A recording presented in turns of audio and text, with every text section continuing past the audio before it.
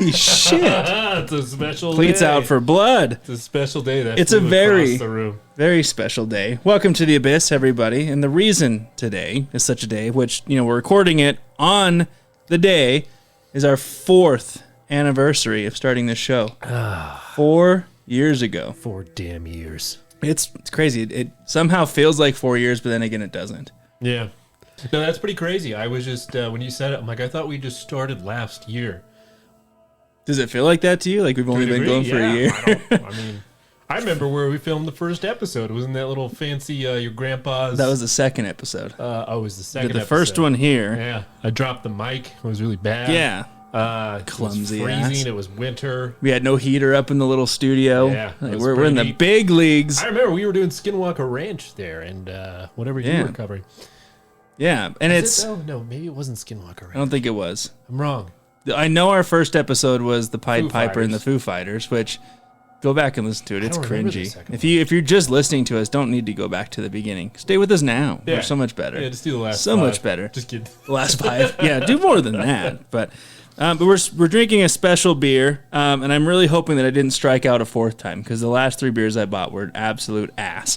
But this is the Imperial Red Ale. It's the anniversary commemorative series 20th anniversary from Red Rock Brewing, and it's a special release. This is a good fucking beer. Special release. Okay, so I redeemed myself a little bit. Close to 10% alcohol. Like, Yeah, holy 9.5. shit. We're going to start slurring our words real quick. Sooner than we normally do. But honestly, though, 4 years is a long time, really long time, and just a huge shout out to everybody who has and continues to support us to this day. Whether that's just a single listener, if you're a paid supporter of the show, or all the comments. There's a lot of you out there who consistently comment on YouTube, and we really appreciate it. Yeah, it's been a long time, and it's been a lot of fun. And speaking of comments, I found a comment today that I didn't know existed on Apple from September, and I think you're gonna like it because I got my first trash talk. Oh, really? Yeah, so it starts with really enjoyable. It's 5 out of 5 stars, okay? And it says, y'all need a mute button for Britain. That's how it starts. That's so true. Fuck that guy. Yeah. I don't understand what that means. Y'all need a mute button for Britain, but otherwise, it's fun and entertaining. So apparently I need a mute button. I sometimes feel like the jokes go on too long or are too far out of reach to be funny. Sometimes the quote-unquote jokes feel kind of gross considering the context, but I'm pretty sure I'm sensitive, LOL. Well, sorry if we get gross. Thank you for enjoying the show. And I do agree, Britain should have a goddamn mute button. I know. I guess I talk too much. I need some clarification. It's funny, though, because you were like not too long ago, you're like, I feel like I get all the negative comments because one person was like, Cleet needs to learn how to read or something. He said I need remedial reading lessons. Oh, wow. Well, dude, we're reading Reddit comments. Like, there's no punctuation. If you've read a Reddit thread. You're trying to figure it out as you go, right? Mm-hmm. But I can read better out loud. I'll give him that. But it's funny. So apparently you can't read. I need a mute button, and we're doing a podcast. The 2 best hosts you could find.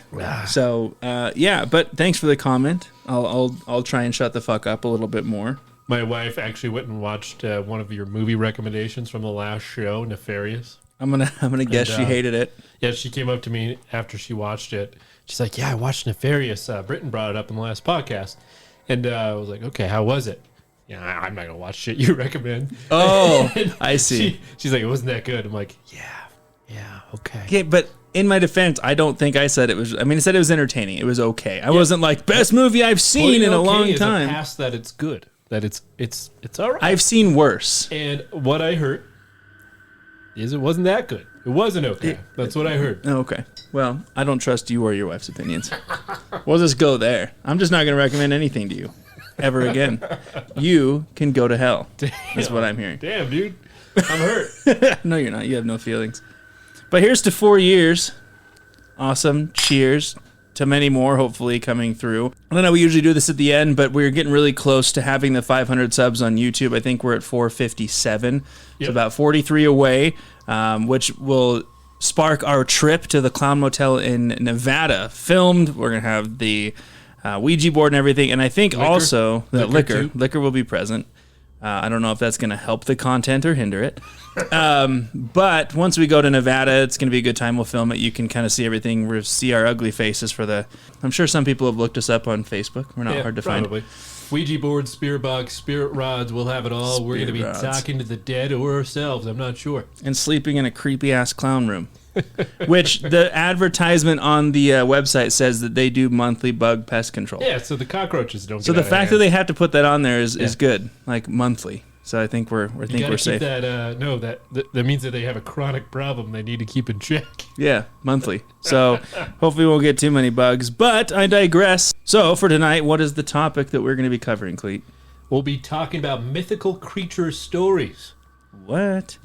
Stories of people's encounters with mythical entities, of which like fairies and elves and gnomes and the like, cryptids. The title literally says people who have claimed to have seen mythical creatures such as fairies, elves, gnomes, etc.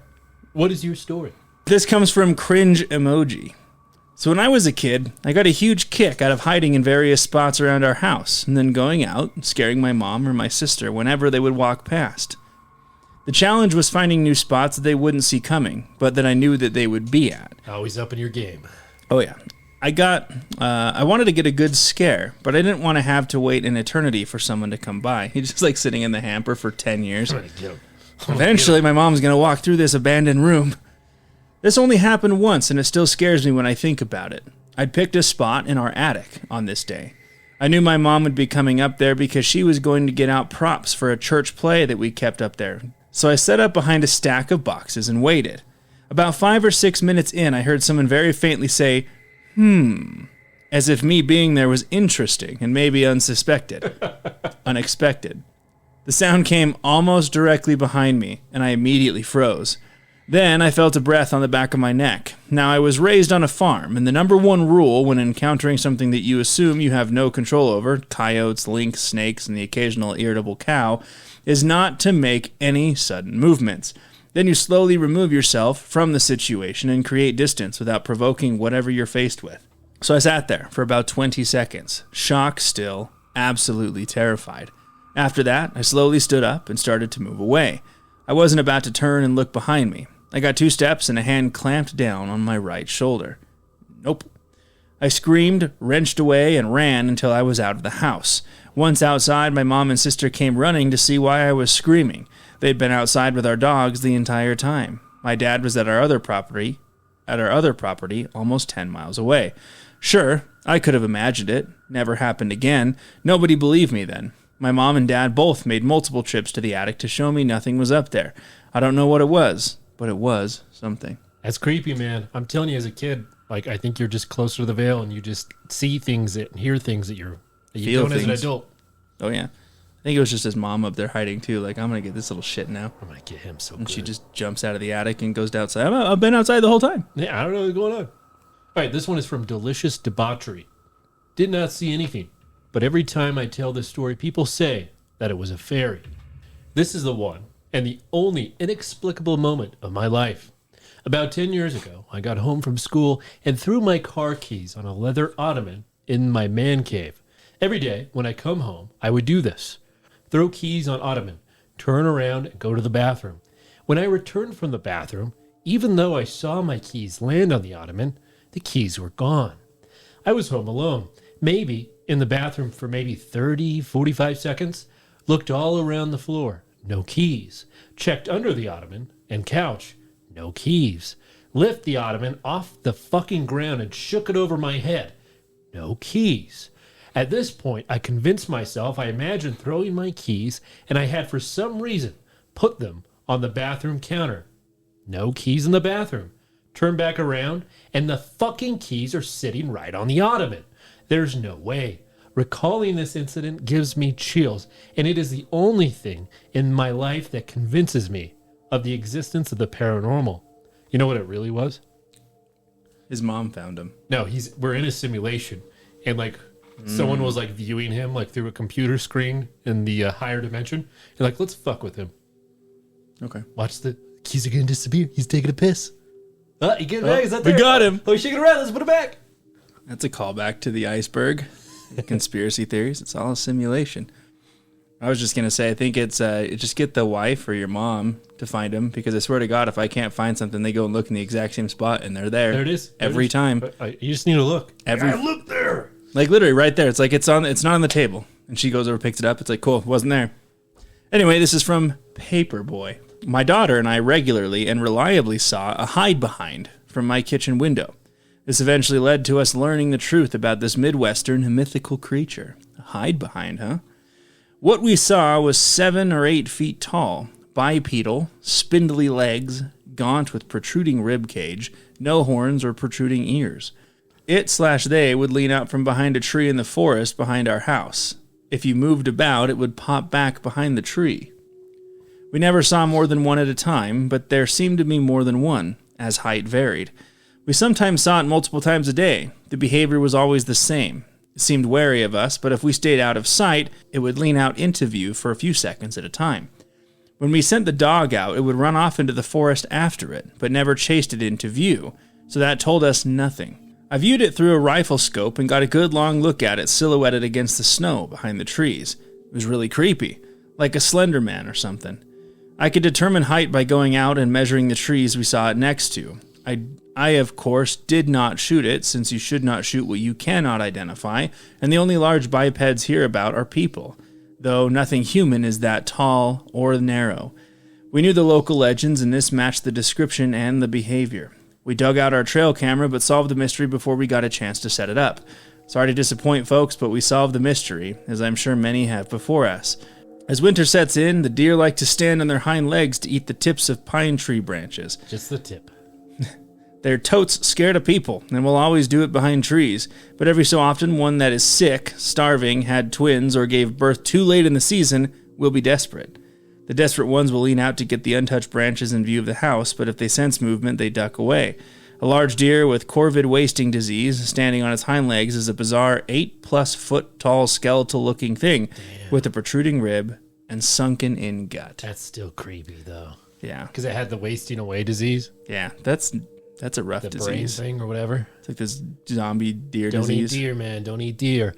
All right, this one is from The Voice of Resin. Do UFOs count? I'm not convinced it was a UFO.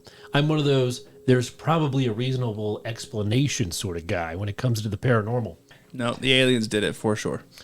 So I'm like 80% sure it was a mistake. My brain was just short-circuiting. Anyway, I was walking down the street one night, and it was clear skies. I live in Maine, so the stars are out if it isn't cloudy. Minimal lighting pollution. I look up at the sky, and there's what looked like a star just chilling, you know, like stars do. This thing was stationary for about a second or two when I looked up, and all of a sudden, it just goes from being stationary to just taking off across the sky. It was fast.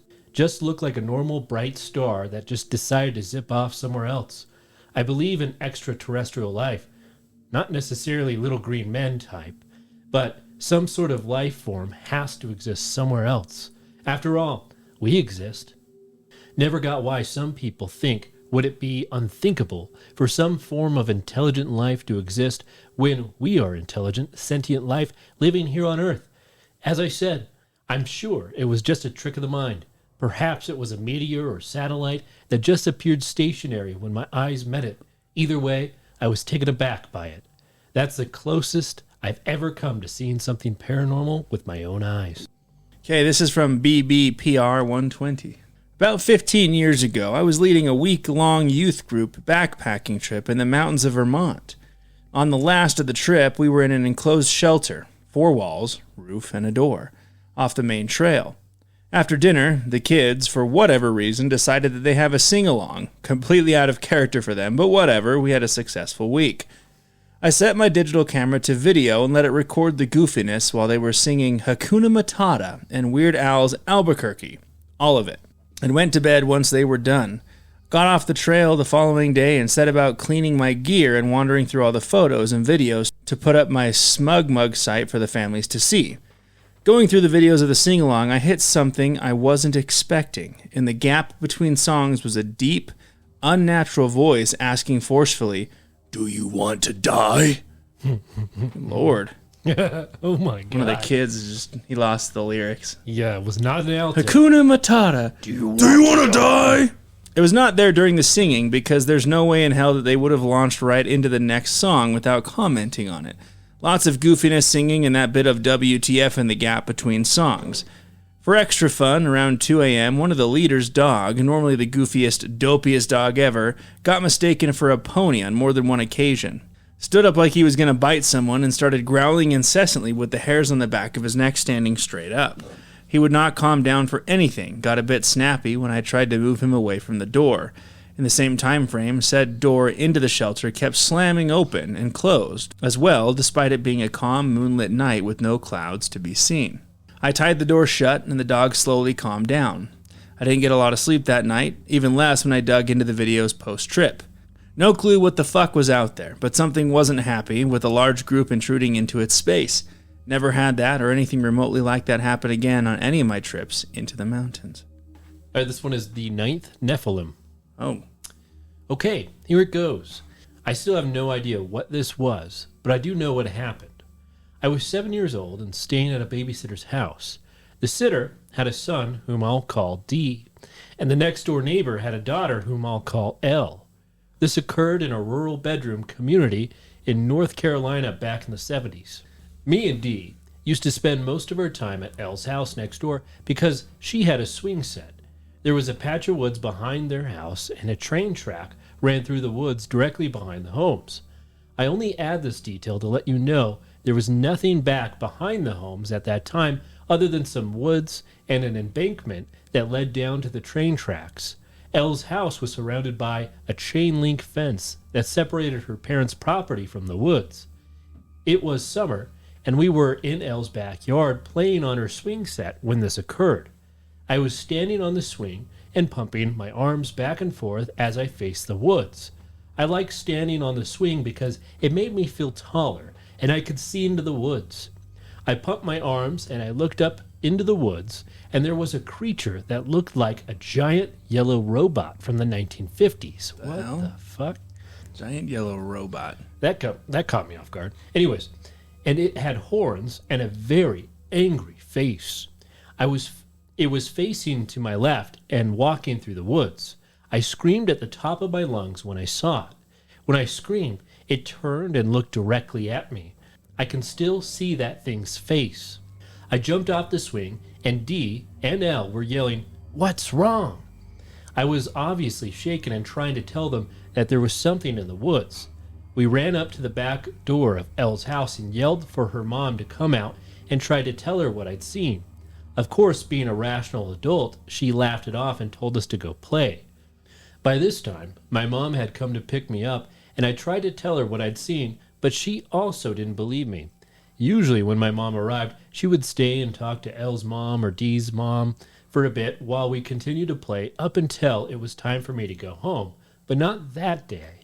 I refused to go back near the swings or back to the backyard. I mean, I wouldn't go back if I saw a giant yellow robot with an angry face. Angry robot. Kill all humans except Fry. I'm in my 50s now, and I've never forgotten that. Holy God. I am not comfortable thinking I had a sudden hallucination, but what the hell else could have that been? It was truly terrifying, and I can still see that creature, whatever the fuck it was, in my mind's eye. There are a lot of scary things and just plain odd things that happened to me while growing up, but that one really scared the shit out of me.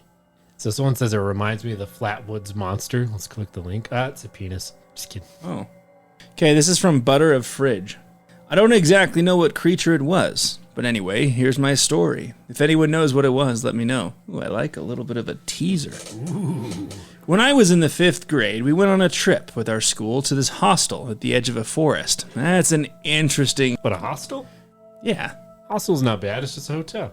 But like, for cheap in people. Grade school? We're going on a field trip to a hostel! It might be in Europe. It'd be cool. No. Have you seen the movie Hostel? Yeah, the different things, man. You don't know that. Me and the kids in my room, we did the usual thing of saying we saw something at the edge of the forest.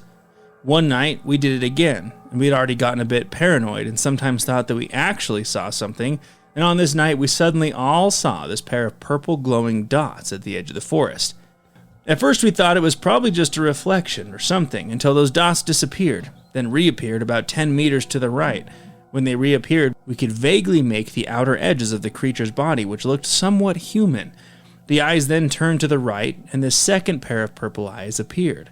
At this point, we were really scared. It got worse when we realized that those dots were probably eyes looking at us. From our window to the forest where those creatures were standing, it was like 15-20 meters away. We sat there looking at them for about 10 minutes until those creatures turned around, and I left. To this day, I don't know what I saw at the edge of the forest and what they were doing so close to us. Didn't you watch a movie that was like H.P. Lovecraftian themed? It's like On the Edge of Color or something. It had like Nicolas Cage in it. You were telling me about it. What's like it called? Light. Yeah. It's a different color they see and something happens. I don't remember. That's what it reminded me of when I was reading it. Something color. The Edge of Color or something. Yeah, I don't know. It was good. I like that show. I don't know. I don't trust you. I'm not going to watch anything you ever recommend. I recommend the best show. Okay, this one is from Xanthopants. Fairy at my grandmother's house. I'm Irish. We generally believe in fairies, if not belief in the acceptance of others who do. Yeah, the Irish, like that's where fairies came from, the fae in Irish culture. Yeah. We even change buildings and planning permissions and talk about it in government. No one should ever upset a fairy tree. A single tree in the middle of a field, usually hawthorn. I saw a fairy when I was 9 in my grandmother's garden. She had a hawthorn tree in the garden, and I used to leave secret treats and gifts for the fairies there. I'm going to guess that someone's going to uproot it and they're all fucked. That's what I'm going to call. One day, I was laying on the top of the shed under the tree, looking up, and I saw a fairy dance across the branch and disappear into a crack in the tree. It was very fast and looked mostly like a dirty little street urchin. LSD is a hell of a drug. Right. So they had very dirty clothes on and no shoes and short ratty hair. Ew. Doesn't sound like a fairy. I tried many times to climb over and see where it went over the course of a few years. I got scared most days because it was too high, and twice I fell off the shed, getting myself banned from climbing up there anymore. I remember it clearly still, but anyone I've just told brushes it off as an overactive kid imagination. I believe it was real. Well, following the theme, this is from Half Bannon, and it starts with context. The Banshee is an Irish myth that goes around at night taking lives of people that are sleeping. In quotations, I am Irish. You didn't know I was Irish. just so you know, I am Irish. It's a big deal. My granddad is the third of 3 brothers. I drink whiskey. My granddad is the third of 3 brothers. One night, when my granddad was still a baby, everyone was asleep except for brother number 2, Jack, who was 5. Jack was lying in bed, unable to sleep, and everything was silent. All of a sudden, he heard a blood-curdling scream and almost fell out of his bed. Terrified, he ran to his parents' bedroom and shook his mom, but she wouldn't wake up however hard Jack shook.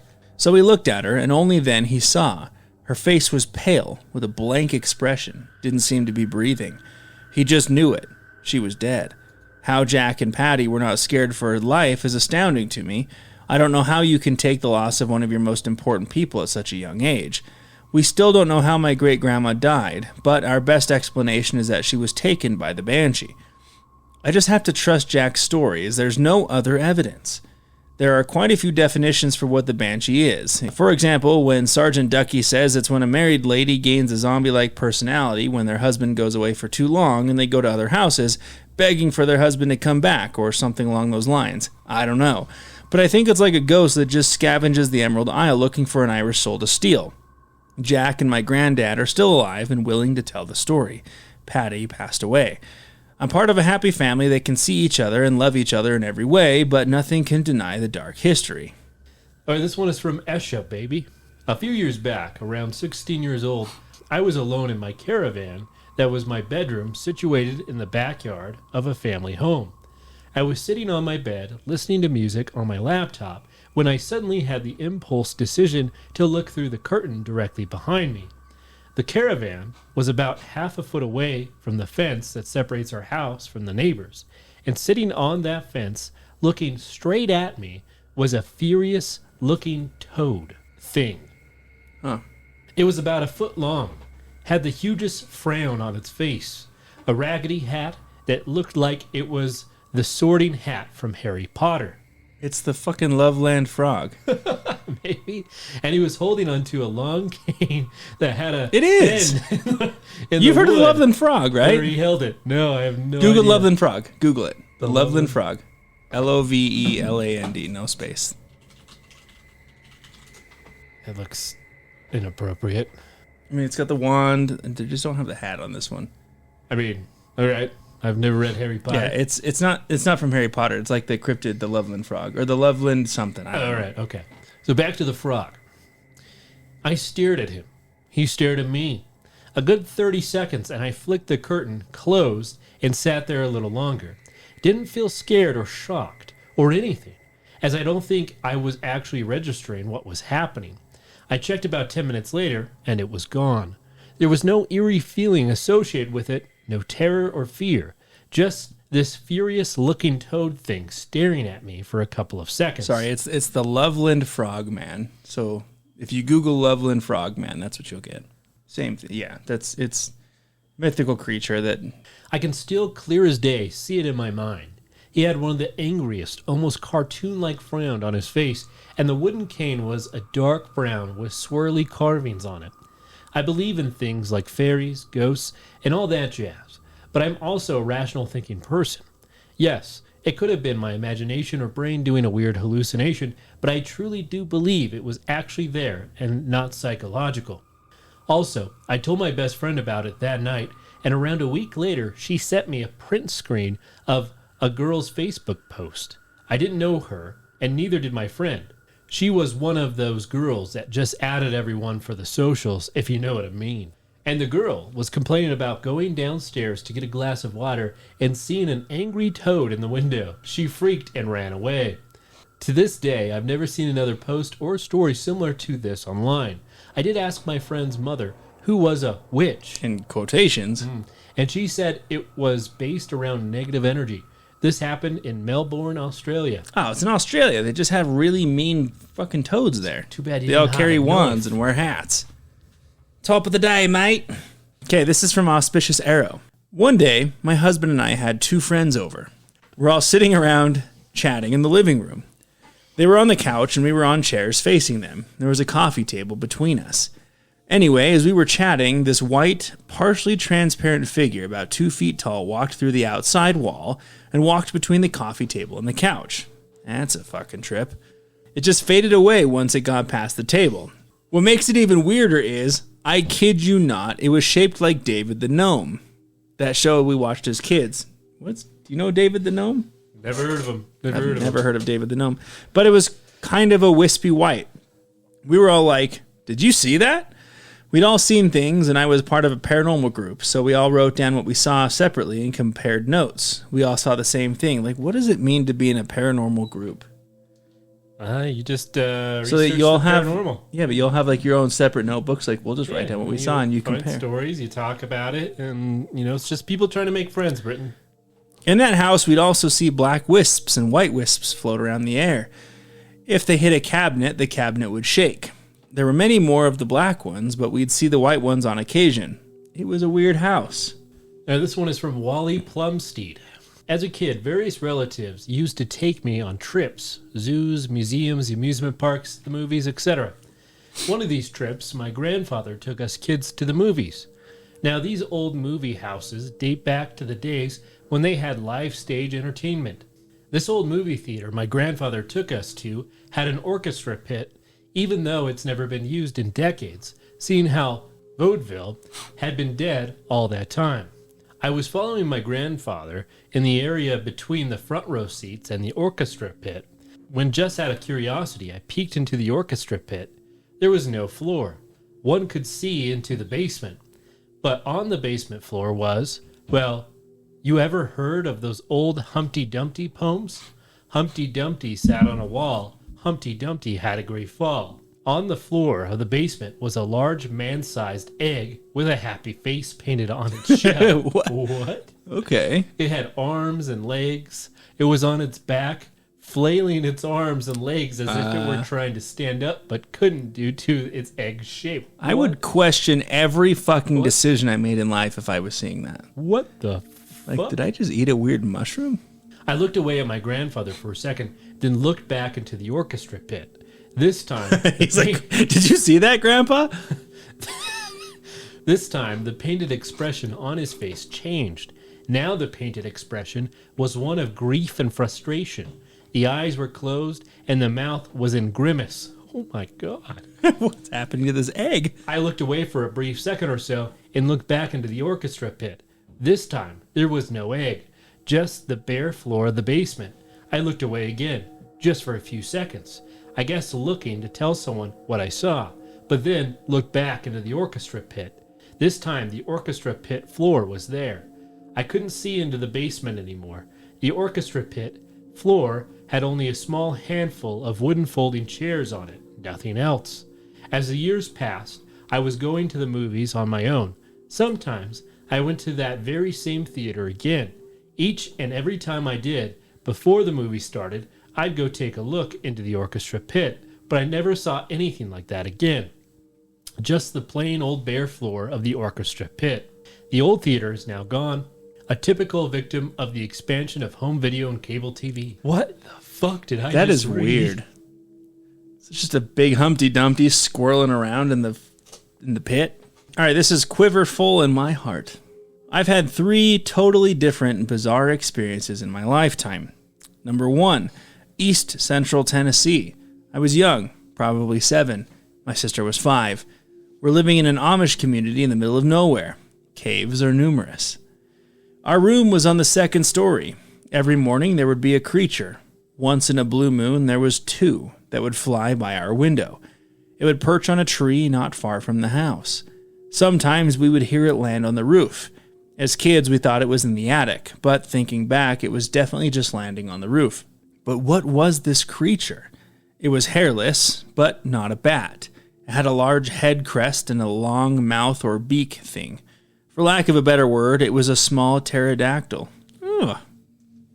You just got a bunch of dinosaurs around your Amish community. Goddamn pterodactyls.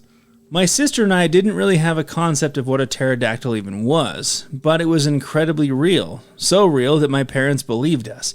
My dad showed us that it wasn't in our attic, but it didn't change the fact that at dawn most mornings there was some kind of creature there. My parents never saw it themselves, but my mother heard wings flapping once when she came up because we were calling her that it was in the attic, aka had landed on the roof. Number 2. I don't know if I can call this a mythical creature, but definitely strange. I became a substitute teacher for several counties in North Florida. One morning I was driving to a school early in the morning. The sun was already well up. It was not dark, not being all caps. I was on the phone with my boyfriend and suddenly saw something, or rather didn't.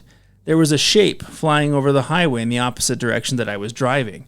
I say shape because it was invisible. You could just make out an outline of some kind of flying object due to how the sun was reflecting off of it. The best way that I can describe the shape was vaguely like a military drone, too small for there to be a person inside, so I imagine it was remote control. As it and I got closer, it seemed to shift in a way that stopped the weird sun reflection on top of it, and it totally disappeared. I've never gotten a good explanation for what that was. And lastly, my most recent mythical creature was a doppelganger. I got married to the boyfriend that I mentioned previously. He and I moved to North Central Texas due to his job, and I became a stay-at-home wife, so I could work full-time on a paper that dismantled the background of a specific Christian denomination. Not Amish, LOL. My husband was getting up at 3 or 4 a.m. for work. I stayed in bed and slept in. I started experiencing sleep paralysis, which was absolutely terrifying. Rather, I'm chalking it up to sleep paralysis because everything else just scares me. The first incident was strange. My husband and I were in a 1-bedroom apartment, but we had converted the bedroom into a full working office, and our living room was our bedroom. The bed was near the front door. You would open the door, and the foot of the bed would be to your left. I was laying in bed, starting to stir when I heard the door unlock. I opened my eyes and saw my husband walk in. He seemed very frustrated, almost angry, which was highly unlike him. I asked him what he was doing home from work, and he snapped at me. I tried to sit up and realized that I couldn't. I was overwhelmed by what I can best describe as a malevolent spirit. It was like something was sitting on my chest. I could no longer see my husband, but I could hear him looking for something. He found whatever he was looking for and then left, locking the door behind him. You have a lot of sleep paralysis. Is it like someone sitting on your chest the whole time? It's been a while. You used to have it all the time, though, right? I never had the chest sensation. So you just you wake up and you just look around? Yeah, it's a good move. It's not creepy shit.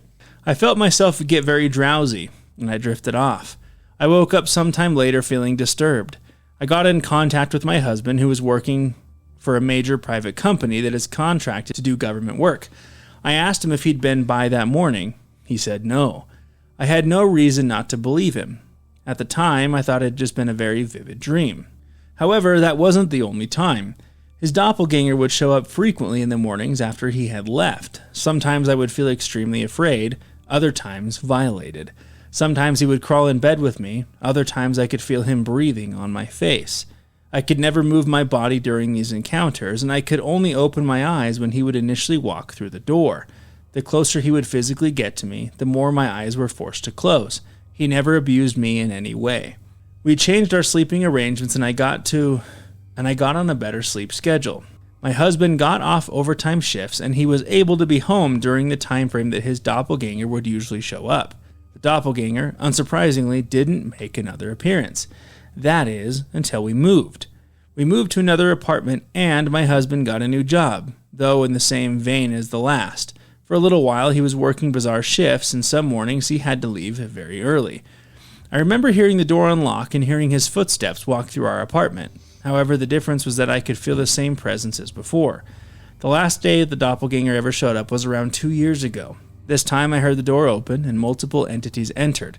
I was filled with more fear than ever before. They felt genuinely evil. They were there to hurt me. My entire body was trembling. I could also feel the doppelganger there. Despite him still feeling malevolent, I could also feel that he was feeling protective of me.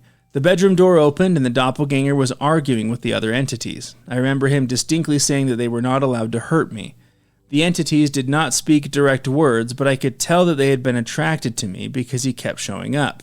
He drew them there, intentionally or not. He told them he would never come to me again if they left. They fought and argued, but eventually there was some kind of agreement. They all left through the front door, and I got out of bed. My bedroom door was open and the front door was unlocked. Bizarre, because I locked the door when my husband left for work that morning, and I always closed the bedroom door. The doppelganger has never appeared since then, and I'm not sure what to make of all of this. Weird, man. Especially when multiple show up. This one is from the Crimson Courtesan. I made this comment in another thread a while back. My husband and I were driving over a viaduct 50 miles per hour one night around 10:30 p.m. in November 2018. I was in the passenger seat, husband was driving. There were other cars around us, but not heavy traffic. Anyway, I see this thing, which looked like a cross between a gnome and a dwarf with long arms hanging well past his knees. He walked right in front of our car from the right, going to the left. I couldn't understand how and why he didn't hit us. I sat there shocked for a second, and then I see my husband shoot up in his seat, looking in the rear view mirror, and he says, "What the fuck was that?" He starts telling me what he saw, exactly what I did, but he saw it directly in front of him, still going left. Then he seen it behind us, and the car behind us reacted to it as well, but they swerved to avoid it. This thing was about 3 feet tall, very gruff and stubby, gnarly, thick features. Had a hat on, maroon vest, brownish short pants. The hell? Didn't get to see the feet. The moment I saw it, it was inches from the right front end of our car. We should have hit it. My husband saw it like a split second later, but it was in front of him on the driver's side. We should have hit it. Okay, well, that's going to wrap us up for the evening. Thank you for joining us while we talked about a bunch of mythical creatures. And if you have a story of a mythical creature or anything you want us to cover, send it in, entertheabysspod@gmail.com. And again, a huge thank you for the past 4 years of supporting the show. It's been an awesome, awesome time. We look forward to doing a lot of fun stuff going forward.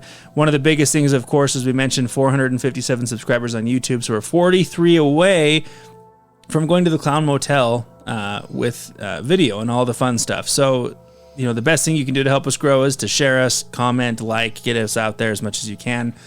A huge shout out to our 8 paid supporters of the show: Claytor, Lord of Soup, Curtis and Laura, Jackson, Mothman, Laura, Devin, Conklin family, and Lou. Again, thank you all for your support and the belief in us as a show.